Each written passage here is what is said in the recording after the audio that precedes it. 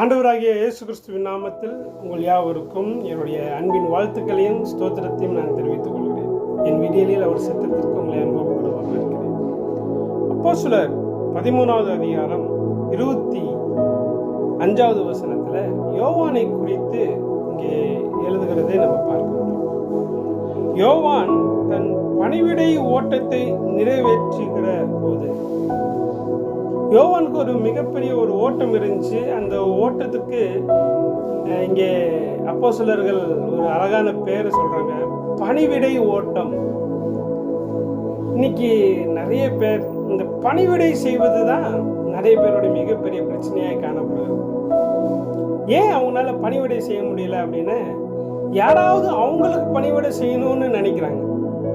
இந்த உலகத்தை படைத்த சர்வ வல்லமையுள்ள தேவனாகிய கர்த்தர் இயேசு கிறிஸ்து கூட இந்த பூமிக்கு வரும்போது ஊழியம் செய்வதற்காக தான் வந்தார், ஊழியம் கொள்வதற்கு வரல.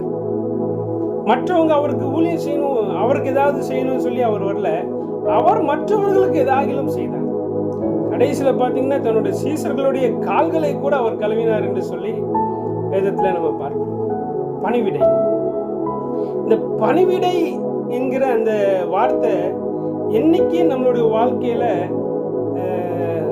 பிடித்த வார்த்தையாய் மாறுகிறதோ, அதை செயல்படுத்த வேண்டும் என்கிற விருப்பம் என்னைக்கு நமக்குள்ள வருதோ, அன்னைக்கு ஒரு மிகப்பெரிய ஆசீர்வாதத்தை நம்ம வாழ்க்கையில பார்க்க முடியும். வேதத்துல அநேக நபர்கள் பணிவிடை செய்தார்.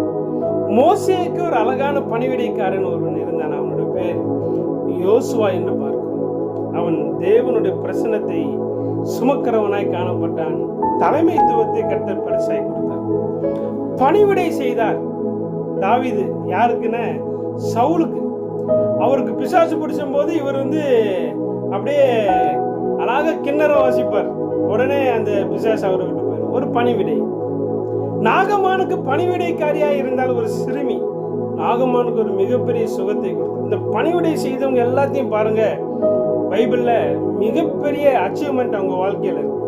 நீங்களும் உங்க வீட்டுல கூட பணிவிடை செய்யலாம், உங்க சர்ச்சில் பணிவிடை செய்யலாம், உங்க ஊழியக்காரருக்கு நீங்க பணிவிடை செய்யலாம். இப்படி பணிவிடை செய்து பாருங்களேன், கர்த்தர் நிச்சயமாய் உங்களை உயர்த்துவார், ஆசீர்வதிப்பார், மேன்மையான ஸ்தலத்தை உங்களுக்கு தருவார். பணிவிடை செய்கிறவர்களை கர்த்தர் ஆசீர்வதிப்பார். இன்னைக்கு அந்த பணிவிடை செய்கிற இருதயம் நம்ம எல்லாருக்கும் அதிகமாய் உண்டாகட்டும். God bless you.